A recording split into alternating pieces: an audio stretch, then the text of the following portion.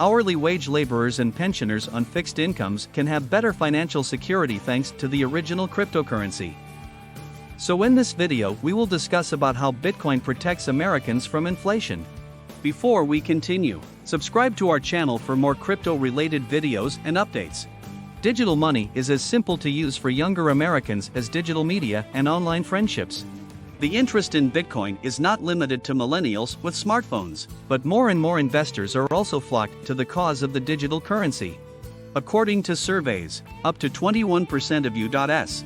hedge funds currently hold Bitcoin in some capacity. Famous hedge fund manager Paul Tudor Jones pondered different asset classes in 2020, including equities, bonds, gold, and foreign currencies, before asking, what will be the winner in 10 years?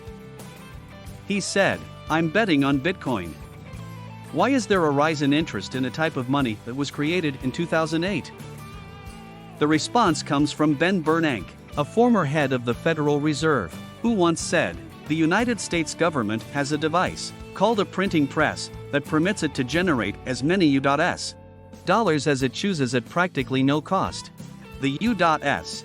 government can also lower the value of a dollar in terms of goods and services by raising the supply of dollars, which is comparable to inflation. In other words, governments that use fiat currencies, such as the U.S. government, have the authority to increase the supply of those currencies. They run the danger of raising the cost of necessities like food, gas, and shelter if they decide to do this. Consumers have just witnessed the highest rate of price rise in decades. The massive monetary inflation that central bankers attempted to use to make up for COVID-19 lockdowns, including those at the Federal Reserve, is a major factor in the increases. As a result, central banks were able to transfer approximately $4 trillion in newly printed dollars, euros, and yen into the bank accounts of international financial institutions. The current Federal Reserve Chairman, Jerome Powell, maintains that the inflation trends for 2021 are transitory. In the near future, he might be correct. But due to a single factor, the fast-rising government debt, which is increasingly being supported by the Fed's printing press, inflation will continue to be a significant and unavoidable burden for America for the foreseeable future. Politicians will eventually have to make a Solomonic decision: either protect Americans from inflation or preserve the government's ability to run deficits. The ability to perform both will become unattainable. The significance of Bitcoin will increase over time as a result of this compounding issue. Interest rates on U.S. Treasury bonds have stayed low, which many people see as a sign that the country's creditworthiness is still strong. Creditworthy countries often receive lower interest rates on the bonds they issue than creditworthy consumers do on their mortgages and credit cards. Thus, many on the left have argued that the old norms do not apply and that concerns about deficits are out of date in the post-Great Recession environment of low inflation and close to zero interest rates. Supporters of this viewpoint cite the significant stimulus programs that were passed under Presidents Donald Trump and Joe Biden and added a combined $4.6 trillion to the federal deficit and debt without hurting the government's borrowing capacity. The proponents of the so-called modern monetary theory, MMT, who assert that because the United States controls its own currency, the federal government has unlimited authority to increase deficits and the debt without repercussion, are the ones who have advanced the most extreme version of the new deficits don't matter narrative. Even though the majority of professional economists reject MMT as harmful and impractical, governments seem to be enacting laws based on its premises. President Biden's proposal for an additional $3.5 trillion in spending, on top of the $4.6 trillion spent on COVID-19 relief and the $1 trillion bipartisan infrastructure program, has come under pressure from a new generation of Democratic economic advisors. These Democrats, as well as a new breed of populist Republicans, disregard the worries of more established economists who worry that ballooning deficits run the risk of bringing about an economy similar to that of the 1970s, complete with high unemployment, high inflation, and high interest rates. However, there are a number of reasons to think that America's economic irresponsibility will eventually come to an end. The majority opinion of history is the most significant factor. Runaway deficits and soaring debt have resulted in economic stagnation or collapse in every nation and time period. Another explanation has to do with the extraordinary series of circumstances that, over the past few decades, have allowed the United States to pay its mounting debts at such cheap interest rates. These circumstances may change as a result of Bitcoin. Risk-free treasury bonds are no longer so. U.S. Treasury bonds are viewed by members of the financial sector as risk-free investments.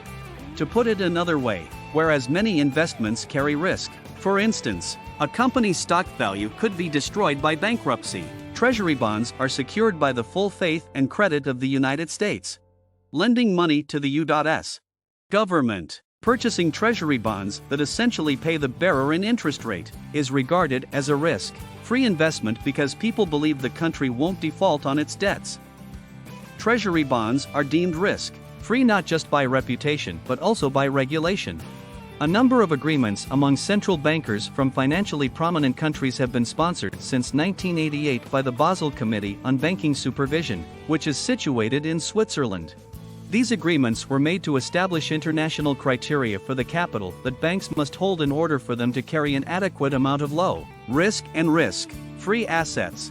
These regulations were intended to prevent banks from failing when markets declined, as they did in 2008.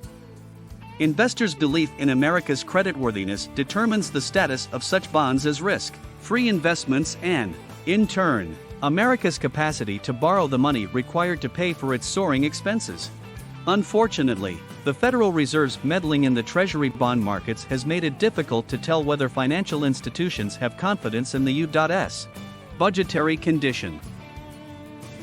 Interest rates on Treasury bonds no longer reflect the creditworthiness of the United States due to the combined impact of these forces, which include the regulatory requirement for banks to own Treasury bonds, the liquidity advantage Treasury bonds enjoy in the eyes of major financial institutions, and the Federal Reserve's manipulation of Treasury bond market prices, or lack thereof.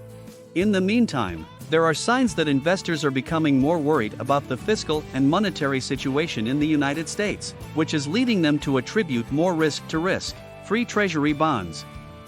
The good news is that the Fed's sinking ship no longer carries the fate of the American people. Americans had no real options in 1971 when Washington debased the value of the currency. Today they do thanks to Bitcoin. The use of Bitcoin makes it possible for regular Americans to safeguard their savings against poor federal government administration. Those who are most at risk from price increases, such as those making hourly wages and retirees on fixed incomes, may experience an improvement in their financial security. Additionally, it can boost the prosperity of younger Americans, who will suffer the most from the nation's out of control debt. For Americans and the United States as a whole, Bitcoin represents a significant strategic opportunity. The currency and the technology that underpins it have the potential to be the next major economic engine for the United States with the correct legal framework. Although the financial system of the 21st century will be substantially different from that of the 20th, Bitcoin can enable the United States continue to be the world's economic leader for many years to come. This finishes our discussion on this. Do share your feedback with us in the comments and subscribe to our channel for more. Thanks for watching.